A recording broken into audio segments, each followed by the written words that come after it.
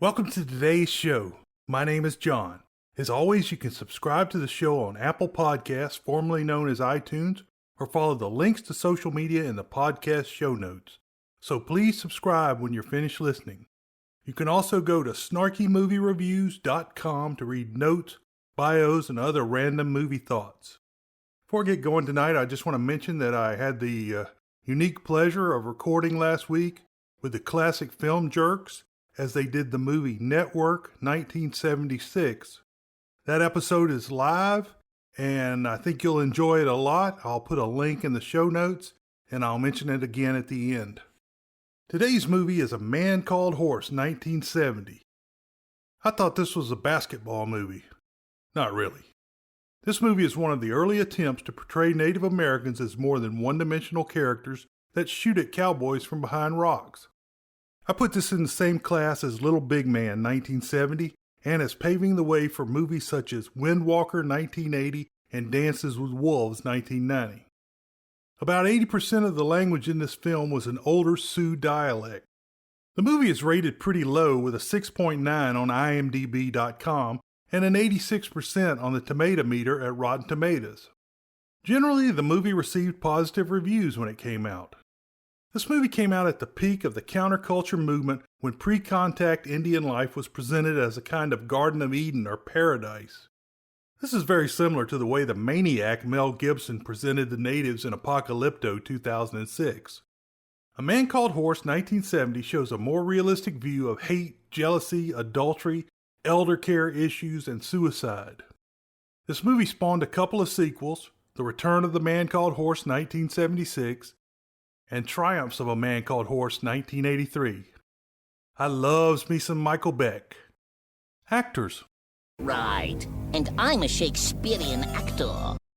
Dub Taylor played Joe, one of the hunting guides that was killed off early on. Taylor was first covered in episode 15, The Undefeated, 1969. Iron Eyes Cody played the role of the Medicine Man. Cody was first mentioned in episode 89, Ace in the Hole, 1951. He's also the single-eye crying Indian from the anti-pollution commercials of the 70s. Dame Judith Anderson played Buffalo Cowhead. This is a major departure from the other roles I've seen her in. Anderson was first covered in episode 91, Laura, 1944. Richard Harris played Sir John Morgan, a bored English dandy looking for excitement in the western part of North America. Harris was born in 1930 in Limerick, Ireland. Sounds like a fun place. He originally planned on being a rugby player, but a bout with tuberculosis ended those dreams. Harris became interested in theater and eventually studied at the London Academy of Music and Dramatic Arts.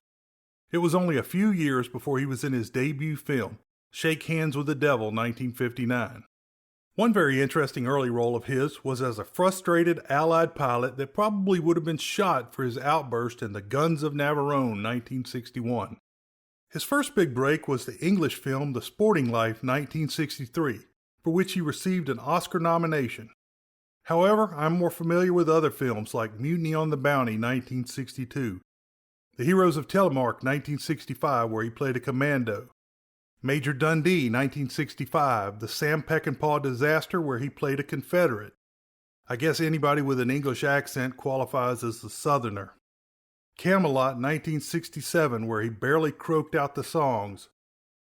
Irish-themed The Molly Maguires, 1970, with Sean Connery. Against Type and Cromwell, 1970, and of course, A Man Called Horse, 1970. The later 70s were not good film years for Harris, but he did appear in Robin and Marion, 1976, with Sean Connery. Gulliver's Travels, 1977. Orca, 1977. Kind of a Jaws ripoff with a killer whale, and the mercenary film The Wild Geese, 1978, with Roger Moore and Richard Burton. I haven't seen it in decades, but I remember it as being great. The 1980s were worse, and the only standout film is Tarzan the Ape Man, 1981, with Bo Derek. He rebounded in the 1990s with The Field, 1990, and being one of the few actual Irish people in Patriot Game, 1992, with Harrison Ford. He had an important role as the Duck of Death in Clint Eastwood's Unforgiven, 1992. Other films include Wrestling Ernest Hemingway, 1993, Cry the Beloved Country, 1995, The Great Kandinsky, 1995, and This Is the Sea, 1997. He played an aging emperor in Gladiator 2000 with Russell Crowe. At the insistence of his granddaughter, he played Albus Dumbledore in Harry Potter and the Sorcerer's Stone, 2001, and Harry Potter and the Chamber of Secrets, 2002. His final film was Caesar, 2002. He died in 2002 from Hodgkin's disease. Jean Gascon played the French-Canadian captive Baptiste. Gascon was born in Canada in 1920. He was a very accomplished actor in theater, and this was one of about 5 feature films he was in. He did a great job in this odd role. Gascon died in 1988. Corina Topsky played Running Deer. Topsky was born in Greece in 1944. In 1964, she was crowned Miss Greece and later Miss Universe. She parlayed this fame into a few film roles that include The Sweet Ride, 1968, A Man Called Horse, 1970, and Sai Kai Sarka, 1974. Excuse me for that. John Gammon played Ed, one of Sir John Morgan's tour guides. Gammon was born in Illinois in 1940. He was a cameraman until he was 27. Then they realized that his gruff voice and craggy face would be good on the other side of the camera. If you're not sure who this guy is, he's the one from Silverado 1985 that said, "I think there's only a couple of guys up there and this asshole's one of them."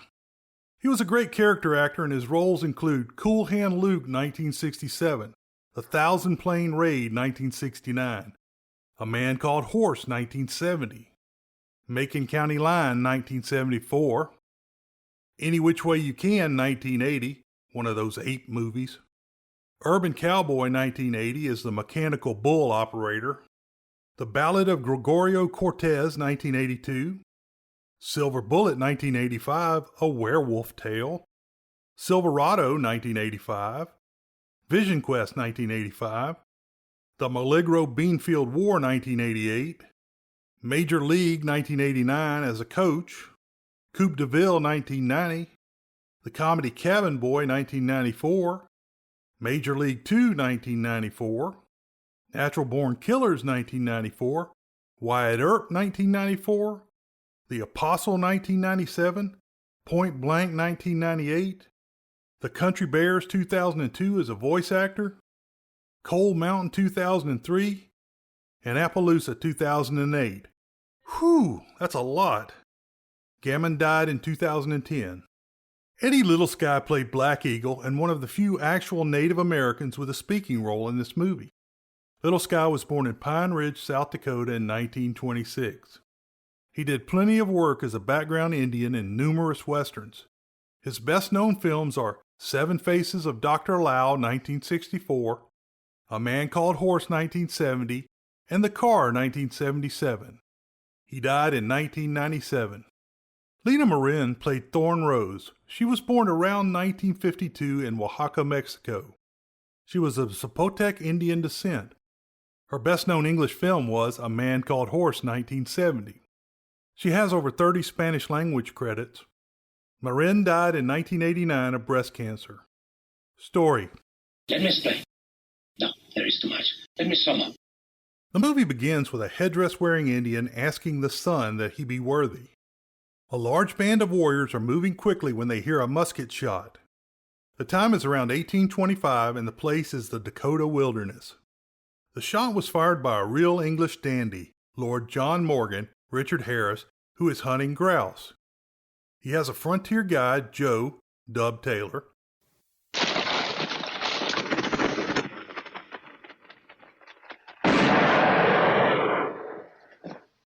How many is that?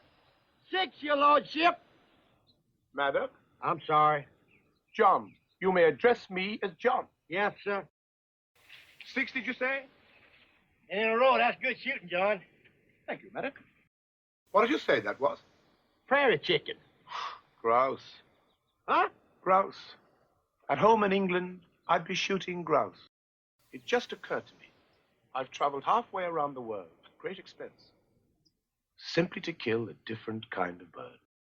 Morgan comments that he is so rich he is bored with life, and in England, there are not many he is subservient to.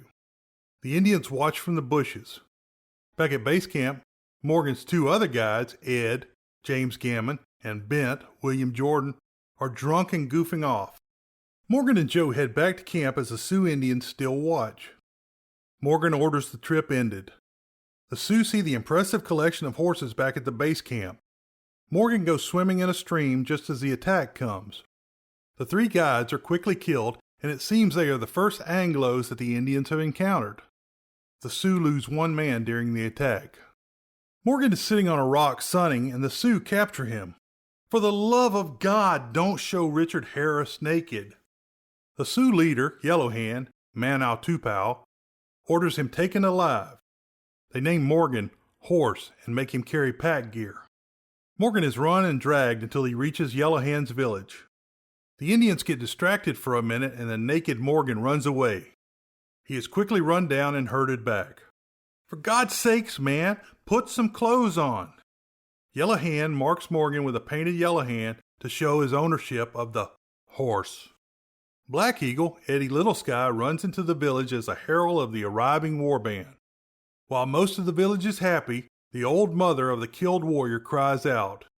She chops off one of her fingers in grief.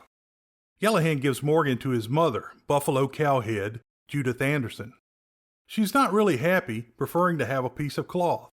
Morgan is tied outside with the dogs. Two young women come out of the teepee and get into a fight about the gifts Yellow Hand presented. That night, the village has a big fire and sing-sing. Morgan is part of the fun as he is led around by a rope, fed hay, and ridden by the kids. Buffalo Cowwoman gets tired of the festivities, grabs her property, and ties Morgan back with the dogs. She does give him a buffalo blanket for the night. The party and dancing descend into flashbacks for Morgan. In the morning, Morgan wakes, and nothing in the village is moving except the dogs. He tries to steal a horse, but is ratted out by a local cur. He then sees the village has guards all around. He eventually gets a horse, but is brought down in the cemetery. Most of the tribe refuses to enter the area. Yellow Hand throws Morgan a lance and then walks up until the point is at his chest. The chief then turns his back to show his people that the, quote, horse is no problem. Morgan breaks down into a screaming session and even uses a few Sioux words. Christ! I've had enough! You bunch of bloody bastards! I'm not a horse! I'm not an animal! Shunkawaka, no! No! We shad, we shad, whatever the bloody hell the name is! Man! I am a man! Buffalo Cowhead throws horse dung on his face and gets him to come back. Morgan ties his own leash back on, while in the background a blue-eyed man watches. The blue-eyed man is Batiste, Jean Gascon, a half-Indian, half-French-Canadian trapper that was captured by the Sioux 5 years before. Batiste giggles and mocks everything. Morgan asks Batiste about escape, and then Batiste tells that his leg muscle was cut for trying to escape. Shunkawakan, no. Oui. Shunkawakan, no. Who the blazes are you? Moi, Baptiste. Prisoner. 5 years. 5. Well, you speak French in a most peculiar way. You're not French. Non, sacrebleu, non. Papa français. Blue eyes, see? Mais maman, flatted Indian. Pure, see? Did you never try to escape? Yes. Cut leg. Oh, yes. Zip. Me try to run encore again? Zip, zip. Other leg. After, crawl. Batiste also tells that there are other tribes to contend with, even if he escapes. So you gave up? Me give up nothing. Nothing. Me very clever fellow. But you, great important Englishman. Yes, you go, yes, like fox, dodge hounds. And you know what happened? Mean, bad Indians are there. Shoshone, Blackfoot, Ricari, cut off everything. Zip, zip, zip. Finally, Buffalo Cowhead drives Batiste away. Running Deer, Corrine Topsby, Yellowhand's sister, and the best-looking woman in the village, brings him some rancid meat to eat and salve for his wounds. Suddenly, the entire village runs to one teepee. The old woman with the dead son is giving away all of her possessions. Finally, the women, most of them gleefully, cut up the hides of her teepee. When Buffalo Cowhead returns, she makes Morgan go to work collecting firewood.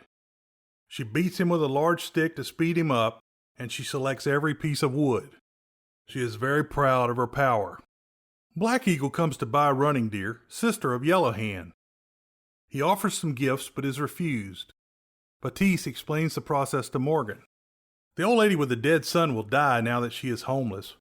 Morgan and Batiste discuss that they will need a small army to fight their way out after they escape. Morgan forces Batiste to teach him the tribe's ways. The seasons change as time passes.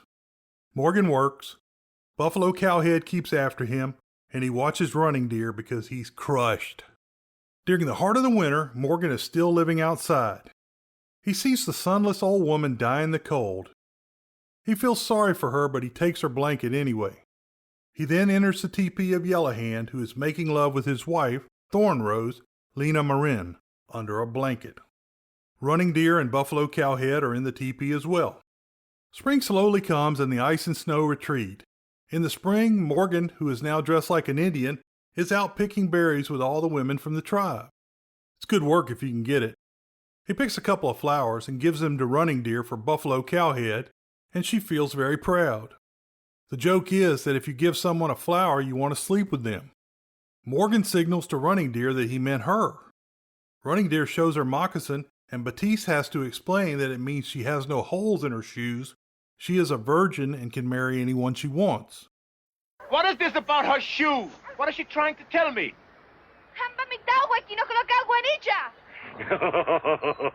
She says she have no hole in her moccasin.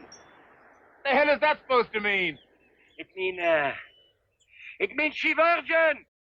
Virgin take any husband she want. But not you, ugly.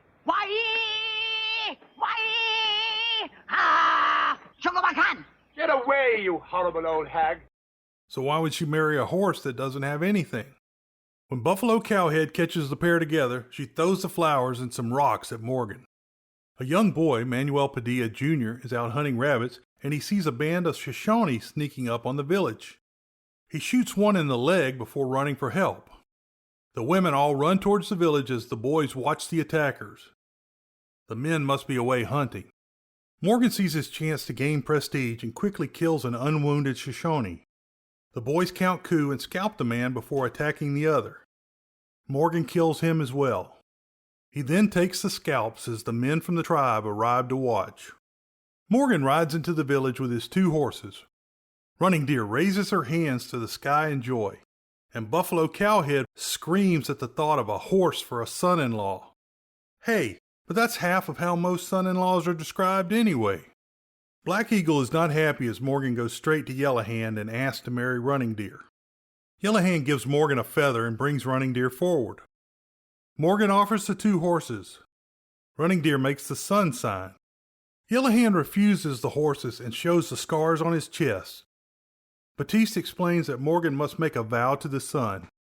Batiste narrates as Morgan goes through the sun ceremony.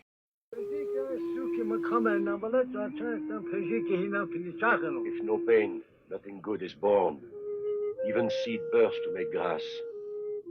Now make vow for courage.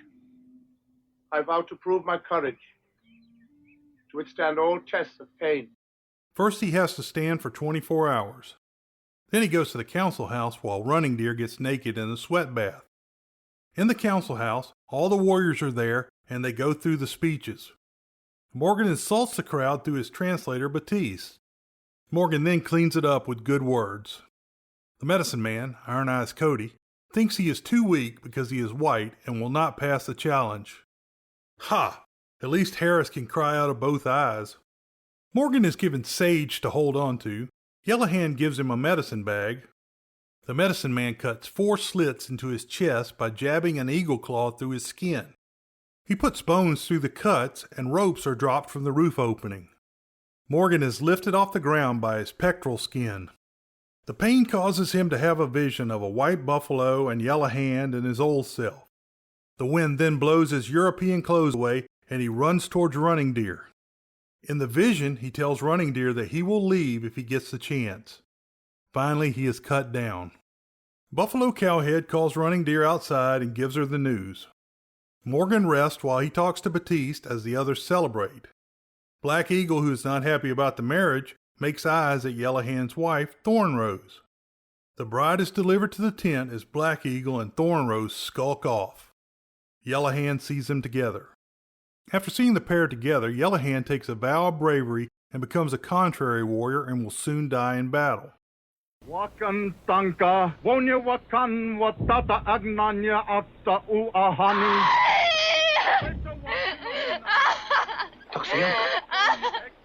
Toxayonka! Batiste! What's the matter with Yellow Hand? Yellow Hand take bearskin belt. He swear to Wakantanka never to retreat in battle. He now want brave death to save his honor because Black Eagle take Torn Rose. He was a first man, Injun law, so that means Black Eagle can take Yellow Hand's woman when he wants her. If Yellow Hand complains, he's weak. Hey, Anglais, this may be good. He die. You be made chief quicker. Get war party, and we go. 5 years you've lived here and you've learned nothing about these people. All his death is to you as a means of escape. The Plains Indians had something called contraries and burdoshes. In their lifestyle, you had to go from a peaceful village existence to a warrior in no time at all. So some people were just too good at being warriors, and some people were not very good at being warriors. The ones that were so good at being warriors eventually became contraries and did things that caused them to die. The ones that were not good at war and didn't want to fight became burdoshes, and they were like male wives, and they could do heavy lifting and stuff like that, and they were very prized. You can see this played out in Little Big Man 1970. Buffalo Cowhead knows that with no son, she will be turned out and die as well. Morgan and Running Deer are enjoying their life while Yellow Hand becomes a more pitiful character. Running Deer announces she is pregnant. Morgan vows to take her with him when he escapes. Inaku. Mother, Inaku, little freedom. Now is the truth. You are part of me. When I go, you go. Forever. Those dang old Shoshones come sneaking up again trying to steal horses. Yellow Hand sees his ex, Thornrose, with Black Eagle again and is sad. The Shoshone raid is very large. Batiste also gets news that the village will be moving west soon. The Shoshone kill the guards and fall on the village from all sides. They stampede the stolen horses through the village, scattering the defenders. Yellow Hand and Morgan put up a good fight, but Yellow Hand is finally killed. Morgan kills the raiding chief. Not one of those 3 chiefs watching on a hill, but the one that fights.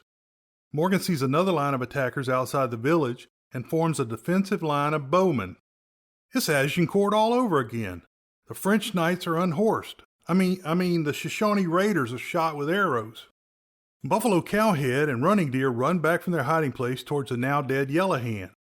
Batiste celebrates that he will be free just as he takes a lance to the back. One of the big chiefs up on the hill sees Running Deer and he scoops her up on his horse. Morgan rides towards the chief and the chief drops the pregnant Running Deer to the ground. The 2 men fight it out and Morgan kills him with a knife.